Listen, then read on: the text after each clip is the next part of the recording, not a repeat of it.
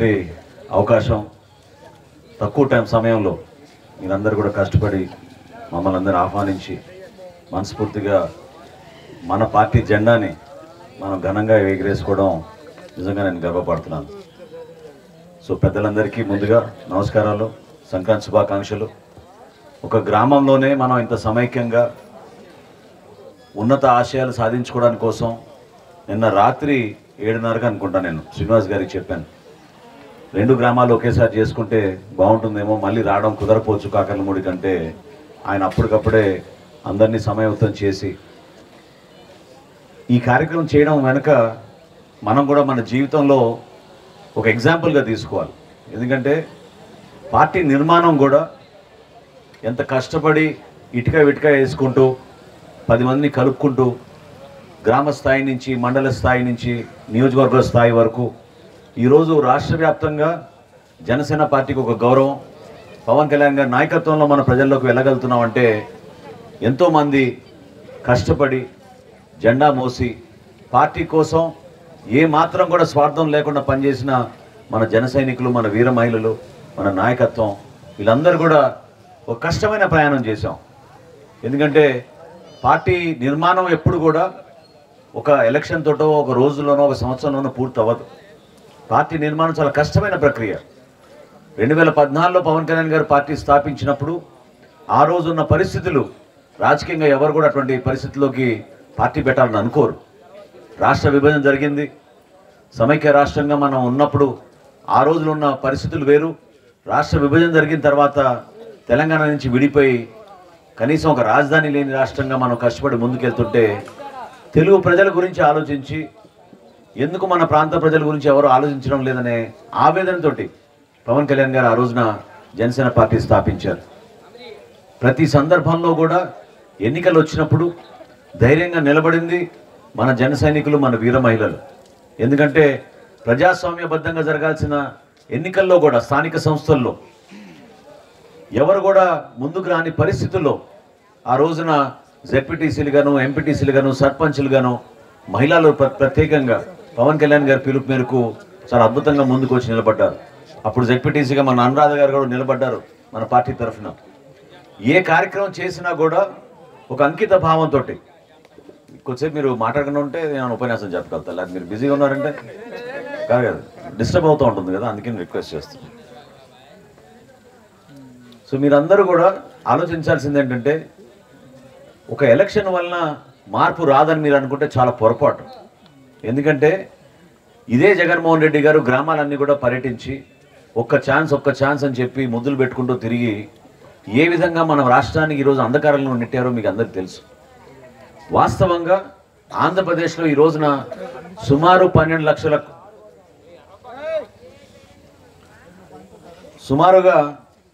లక్షల కోట్ల రూపాయలు మనం అప్పులు చేసాం ఈ 5 సంవత్సరాల్లో.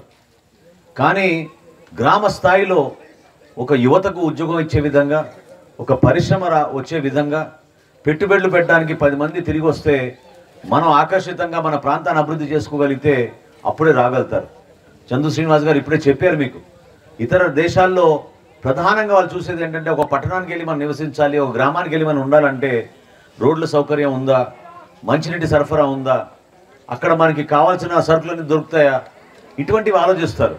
అసలు మన దగ్గర మన గ్రామీణ ప్రాంతాల్లో ఇప్పుడు ఇందాక కాకర్లమూడికి వచ్చే రహదారి ఏ విధంగా మారిపోయిందో మీరే చూశారు. ఈ రోజున తెనాలికి వెళ్ళాలంటే మనం చక్రాయపాలెం మీదుగా బురిపాలెంకి ఎన్ని గుంటలు మనం చూస్తున్నామో, ఎన్ని ఇబ్బందికరమైన ప్రయాణం చేస్తున్నామో మీకు తెలుసు. ఎక్కడైనా పాపం 2 వీలర్ పైన బైకుల మీద మన యువత హడావడిగా కొంచెం స్పీడ్కి వెళ్ళినా కూడా ప్రమాదం జరిగే పరిస్థితి. పెదరావూరు నుంచి నందివేలు వరకు 4 లేన్ల రహదారి ఆ రోజు నేను ప్రారంభించినప్పుడు ఎక్కడ చూసినా కూడా చిన్న వయసులో ఉన్న యువకులు పాపం బైక్ యాక్సిడెంట్లో చనిపోతూ ఉండేవాళ్ళు. అది ఈ రోజుకి కూడా చాలా ప్రాంతాల్లో కొనసాగుతూ ఉంది. ఒకసారి మీరు ఆలోచించండి, బటన్ నొక్కానంటే ఎంతమందికి బటన్ నొక్కగలిగాడు చెప్పండి, ఎంతమంది జీవితాల్లో మార్పు వచ్చింది చెప్పండి. మీరు ఆలోచించండి. సంక్షేమం ఒక ప్రభుత్వం యొక్క బాధ్యత. పేదరికంలో ఉన్న ప్రతి ఒక్కరిని ఆదుకోవాల్సిన రాజ్యాంగం ఇచ్చిన మన హక్కు అది. ఎవరున్నా సరే ప్రభుత్వంలో సంక్షేమం కోసం డబ్బులు వెచ్చించాలి. పేదలకి, మహిళలకి, వితంతులకి, వృద్ధులకి వాళ్ళ వాళ్ళ జీవితాలు బాగుండేటట్టు ప్రభుత్వం డబ్బులు ఖర్చు పెట్టి పెన్షన్లు ఇవ్వాల్సిందే. అదేవిధంగా పిల్లలు చదువుకుంటున్నప్పుడు వాళ్ళకి ఉచితంగా వాళ్ళకి విద్యా అవకాశాలు ఇవ్వాల్సిందే. కొంతమందికి స్కాలర్షిప్లు ఇవ్వాలి, వాళ్ళకు ఉన్నత చదువులు వెళ్ళడానికి వాళ్ళకి సహాయం అందించాలి. అదేవిధంగా సంక్షేమం చేసినప్పుడు అభివృద్ధి కార్యక్రమాలు కూడా 100% చేయాలి. ప్రతి ఒక్కరికి కుళాయి ద్వారా మంచినీటి సౌకర్యం అందించాలి. ప్రతి ఒక్కరికి ఆ గ్రామంలో ఉన్న పరిస్థితులను ఆధారం చేసుకుని అక్కడ మనం రోడ్లు వేయాలి, కనీస వసతులు కల్పించాలి. ఈ రోజున పంచాయతీకి రావాల్సిన నిధులు కూడా దుర్మార్గంగా రాత్రి వేల కోట్ల రూపాయలు ఈ ప్రభుత్వం దారి మళ్లించేస్తోంది. ఎక్కడ చూసినా కూడా పాపం గ్రామీణ ప్రాంతాల్లో ఇబ్బంది పడుతున్నారు. లైట్లు వేయాలంటే సర్పంచ్ గారు సొంత డబ్బుల్లోంచి ఆయన ఇంట్లో తీసుకొచ్చి లైట్లు వేయాల్సి వచ్చే పరిస్థితి. దయచేసి మీరందరూ కూడా ఎన్నికలు కేవలం 2 నెలల దూరమే ఉంది. ఈ 70-80 రోజుల్లో మీరందరూ కూడా బలంగా ఒక మంచి నిర్ణయం తీసుకోండి. ఎందుకు పవన్ కళ్యాణ్ గారు ఈ రోజున జనసేన పార్టీ, తెలుగుదేశం పార్టీ కలిసి ఉమ్మడిగా ప్రజల్లోకి వెళ్ళాలని నిర్ణయించుకున్నాం? కారణం ఏంటి? ఎందుకంటే మన రాష్ట్రాన్ని అంధకారంలో నెట్టేసి కనీసం పట్టించుకునే నాదుడు లేకపోతే ప్రజలు ఇబ్బంది పడుతున్నారు. అసలు ఎక్కడైనా మీరు స్థానిక ప్రజాప్రతినిధిని కూర్చోబెట్టి మా గ్రామంలో ఈ సమస్యలు ఉన్నాయి, దీని గురించి మీరు పరిష్కారం చేయమని చెప్తుంటే ఎవరైనా అసలు వింటున్నారో చెప్పండి? వాళ్ళకున్న అహంకారం, వాళ్ళకి ఏమాత్రం కూడా ప్రజలకున్న సమస్యలపైన మాట్లాడకుండా స్పందించే మనస్తత్వం లేదు ఈ ప్రభుత్వానికి. వాళ్ళు కేవలం వాళ్ళ ఆస్తుల గురించి, వాళ్ళ డబ్బుల గురించి, వాళ్ళ పదవుల కోసం పరిమితం అయ్యారు. కానీ రాష్ట్ర వ్యాప్తంగా ప్రజలు పడుతున్న ఆందోళనతోటి, వాళ్ళు పడుతున్న ఇబ్బందుల గురించి వీళ్ళు ఎక్కడ కూడా మాట్లాడుకోలేకపోతున్నారు. ప్రజలు కూడా ఆ విధంగా ఎదురు చూస్తున్నారు. ఎందుకంటే రైతులు ప్రత్యేకంగా మన ప్రాంతంలో ఎక్కువగా రైతాంగం ఉంది కాబట్టి ఈ 9 పంటలు నష్టపోయినాయి ఇప్పటి వరకు. 9 సార్లు రైతులు నష్టపోయారు ఈ 5 సంవత్సరాల్లో. 9 సార్లు ప్రభుత్వం ఏదో కబుర్లు చెప్తున్నారు, సర్వే చేపిస్తామంటారు, గ్రామీణ ప్రాంతాల్లో వస్తున్నారు, అధికారులు వస్తున్నారు అంటున్నారు. ఏమనంటే రైతు భరోసా కేంద్రాలు ఉన్నాయంటున్నారు. ఎక్కడున్నాయి రైతు భరోసా కేంద్రాలు? దేనికి ఉపయోగపడ్డాయి చెప్పండి? ఒక గింజ ఇచ్చారా? ఒక ధాన్యం కొనుగోలు చేశారా? ఫర్టిలైజర్ మీకు అందించారా? మీకు అవసరం ఉన్నప్పుడు మన వ్యవసాయ అధికారి వచ్చి మీ ప్రాంతాల్లో పర్యటించి మీ పంటల గురించి మీకు ఏమైనా సమాచారం అందించారా? ఏమీ లేదు. కేవలం ఒక 3,600 కోట్ల రూపాయలు ఈ రైతు భరోసా కేంద్రాలు నిర్మించామని చెప్పి దానికి డబ్బులు లాగేశారు. రంగులు కొట్టడానికి ప్రభుత్వ బిల్డింగ్లు, మన ఆస్తులు, ఎప్పటి నుంచో ఉన్న ఆస్తులు ఇవి, దానికి వైసీపీ రంగులు కొట్టడానికి కోసం 2,000 కోట్ల రూపాయలు వీళ్ళు వెచ్చించారు. ఎంత నష్టం కలిగింది మన రాష్ట్రానికి, మన ప్రజలకి చెప్పండి మీరు? అనవసరంగా డబ్బులు వృధా చేసి ఈ రోజున మళ్ళీ వీళ్ళు తిరిగి వస్తున్నారు ఓట్ల కోసం. దయచేసి మీరు గమనించాల్సిన పవన్ కళ్యాణ్ గారు తీసుకున్న నిర్ణయం, ఆ రోజు ఇప్పటంలో జరిగిన సభలో మీరు చాలామంది వచ్చి పాల్గొని ఉంటారు. ఆ రోజున ఇప్పటంలోనే 2 సంవత్సరాల క్రితం ఆయన సుమారు ఎన్నికలకి ఇంకా 2.5 సంవత్సరాల దూరం ఉన్నప్పుడు కూడా ఆయన ఒక మంచి నిర్ణయం తీసుకుని ప్రతిపక్ష ఓటు చీలనివ్వకూడదు, ఎట్టి పరిస్థితుల్లో కూడా వైఎస్ఆర్సీపీ విముక్త ఆంధ్రప్రదేశ్ రావాలి అని ఆయన తపనతోటి ఆ రోజు నిర్ణయం తీసుకున్నారు. ఈ రోజున జనసేన పార్టీ, తెలుగుదేశం పార్టీ ఉమ్మడిగా ప్రజల్లోకి రాబోతున్నాం. ఎన్నికల్లో ఖచ్చితంగా మాకున్న సమాచారం ఎట్టి పరిస్థితుల్లో కూడా విజయం సాధించుతున్నాం. ప్రభుత్వం మనది. ఈ ప్రభుత్వంలో మీరందరూ కూడా భాగస్వాములు అవ్వాలి. ఎందుకంటే మన కోసం ఇది. పవన్ కళ్యాణ్ గారు నిలబడేది ఆయనకు ఒక పదవి కోసమో లేకపోతే ఆయనకి ఆస్తులు పెంచుకోవడానికి కోసం కాదు. నిజాయితీగా మన సామాన్యులను ఆదుకోవాలి, మన ప్రజలను ఆదుకోవాలి, మన గ్రామీణ ప్రాంతాలను ఇంకా మెరుగుపరచాలి, యువతకు చక్కటి అవకాశం కల్పించాలని ఆయన పదే ఆలోచించుకుని చేసిన కార్యక్రమం. దాన్ని దయచేసి మీరందరూ కూడా అర్థం చేసుకోండి. ఈ రోజున నేను చెప్తున్నా మీకు తెనాలి అభివృద్ధి గురించి ప్రతి సందర్భంలో కూడా చాలామంది నా దృష్టికి తీసుకొచ్చినప్పుడు నేను చాలా గర్వంగా భావిస్తాను. ఎందుకంటే ఒక అవకాశం కల్పించినప్పుడు ఆ పదవిని అలంకరణ కోసమో స్వార్థం కోసం వాడుకునే వ్యక్తిని కాదు నేను. ఆ పదవిని మన ప్రజల కోసం వాడాను. ఈ ప్రాంతాన్ని అభివృద్ధి చేయాలని నేను కష్టపడ్డాను. ఏ గ్రామంలో చూసినా రోడ్లు వేసాం, ఏ గ్రామంలో చూసినా మంచినీటి సౌకర్యం తీసుకొచ్చాం. ఆ రోజు రక్షిత మంచినీటి పథకం తీసుకొస్తే మా గ్రామాలకు ఎందుకు అవసరం అని అనుకున్నారు, కానీ తెలియదు. వాస్తవంగా మనకి ఆరోగ్య సమస్యలు వస్తున్నాయి, ఇక్కడ ఉన్న భూగర్భ జలాలు బాగా కలుషితం అయిపోయినాయి, అనేక సమస్యలు ఉన్నాయి ఇక్కడ అనేది చాలామందికి తెలియక మన ఇంట్లో వేసుకున్న 30 అడుగుల పంపులతోటే మనం నీళ్ళు తాగుతూ ఉంటే మన ఆరోగ్యాలు చెడిపోతూ ఉన్నాయి. ఖచ్చితంగా రాబోయే ప్రభుత్వంలో ఉమ్మడి మేనిఫెస్టో ఏదైతే మేము ప్రణాళిక సిద్ధం చేశామో అందులో భాగంగా జనసేన పార్టీ, తెలుగుదేశం పార్టీ మీకు మాట ఇస్తోంది. ఇంటింటికి కొలాయి నీళ్ళు అందించేటట్టు ఒక నిర్ణయం తీసుకుని దానిపైన డబ్బులు వెచ్చించి తీసుకురాబోతున్నాం మీ అందరికీ కూడా. అదేవిధంగా అన్నదాత అనే కార్యక్రమం తెలుగుదేశం పార్టీ నుంచి సూపర్ 6 అనే పథకంలో వాళ్ళు తీసుకొచ్చినప్పుడు చంద్రబాబు నాయుడు గారు రైతులకు 20,000 రూపాయలు రైతు భరోసా కింద ఇస్తామని చెప్తే పవన్ కళ్యాణ్ గారు మాట్లాడి కాదు రైతులే కాదు కౌలు రైతులు కూడా మనం ఇది వర్తించినట్టు చేయాలని ఒక నిర్ణయం తీసుకొని దాన్ని ముందు తీసుకొచ్చారు. ఎందుకంటే ఈ రోజున పాపం చాలా దయనీయమైన పరిస్థితుల్లో మన రాష్ట్రంలో నివసించేది కష్టపడి బతికేది మన కౌలు రైతులు. మీరెవరు నమ్మరు చెప్తే విషయాలు. జగన్మోహన్ రెడ్డి గారు ముఖ్యమంత్రి అయిన తర్వాత ఈ 5 సంవత్సరాలు మన రాష్ట్రంలో 3,000 మంది కౌలు రైతులు ఆత్మహత్య చేసుకున్నారు. 3,000 మంది. మన జిల్లాలో కూడా తెనాలి నియోజకవర్గంలో కూడా 6 పాపం ఆత్మహత్య చేసుకున్నారు.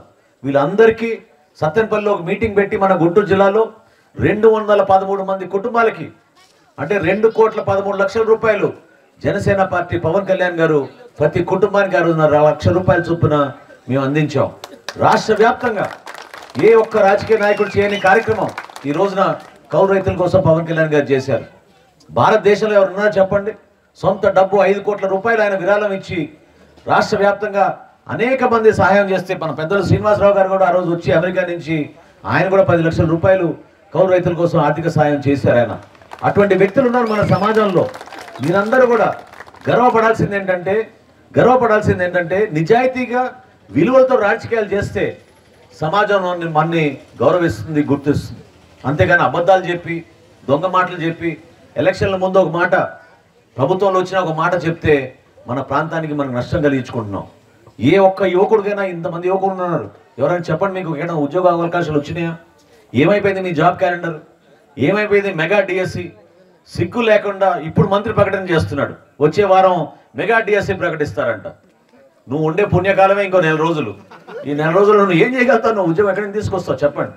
ఇంత మూర్ఖంగా వీళ్ళు ఆలోచించి ఎవరి గురించి కూడా పట్టించుకోలేదు. ప్రతి వర్గానికి దెబ్బ కొట్టారు. ఈ రోజున ప్రభుత్వంలో పనిచేసే అధికారులు, అదేవిధంగా ప్రజలు, రైతులు, మహిళలు, విద్యార్థులు అందరూ కూడా ఈ సమస్యలు ఎదుర్కొని చెప్పుకోలేని పరిస్థితుల్లో బతుకుతూ ఉన్నారు. నిలబడండి.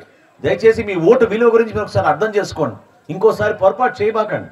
ఎందుకంటే రేపటి రోజున ఈ మార్పు అనేది మన రాష్ట్రం కోసం, వ్యక్తుల కోసం కాదు, పదవుల కోసం కాదు. ఖచ్చితంగా జనసేన పార్టీ, తెలుగుదేశం పార్టీ ప్రభుత్వం రాగానే మనం చేపట్టే కార్యక్రమాలు 100% నిజాయితీగా వీళ్ళు చేసిన తప్పుని కడిగి ఒక అద్భుతమైన ప్రణాళికతోటి ఒక మంచి ప్రభుత్వం స్థాపించబోతున్నాం. ఈ ప్రాంతాన్ని మనం సస్యశ్యామలంగా చేద్దాం. మరొకసారి రైతుకి అండగా నిలబడేటట్టు భరోసా చేద్దాం. అంతేగాని రైతన్నే రాజ్యం, రైతే రాజ్యం అని చెప్పుకుంటూ వచ్చి ఇప్పటి వరకు ఒక్క ప్రాజెక్టు కూడా చేయలేదు. పోలవరం దుర్మార్గంగా వీళ్ళు పూర్తిగా ఆ ప్రాజెక్ట్ని చంపేశారు. పోలవరం గురించి మాట్లాడే నాదుడే లేదు ఈ రోజున. ఎన్నిసార్లు ఇదే ముఖ్యమంత్రి శాసనసభలో పోలవరం గురించి చెప్పండి. వచ్చే ఖరీఫ్ కల్లా పోలవరం నేను ప్రారంభిస్తున్నాం అని చెప్పి 2020లో ఆయన మాట ఇచ్చాడు. ఇది 2024. ఏమైపోయింది? ఈ రోజున ఒక మంచి ప్రణాళిక మీ ముందు తీసుకొచ్చి ప్రతి చేతికి పని, ప్రతి పంటకు నీరు అనేది జనసేన నినాదం. ఈ నినాదంతో ప్రతి గ్రామాల్లో కూడా అన్నిటికన్నా ముందు మనం చేయాల్సింది మన కాలువలు బాగు చేసుకోవాలి. ఎన్ని సంవత్సరాలు అయిపోయింది చెప్పండి మన పంట కాలువలు బాగు చేసి? ఎంత కష్టపడుతున్నారు రైతులు.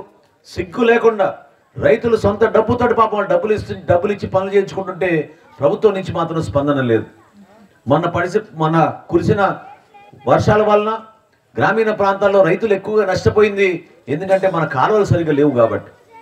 పడిన వర్షం అలాగే 5 రోజులు, వారం రోజులు ఉండిపోతే పొలాల్లో పంట నష్టం ఎక్కువగా చాలా భారం రైతులపైనే పడింది తప్ప ప్రభుత్వానికి మాత్రం ఏమీ కాలేదు. నిలబడండి దయచేసి. నేను ఈరోజు ఈ గ్రామీణ ప్రాంతాల్లో తిరగలిగా అంటే నేను నాకు అదృష్టవంతుడు భావించుకుంటున్నాను.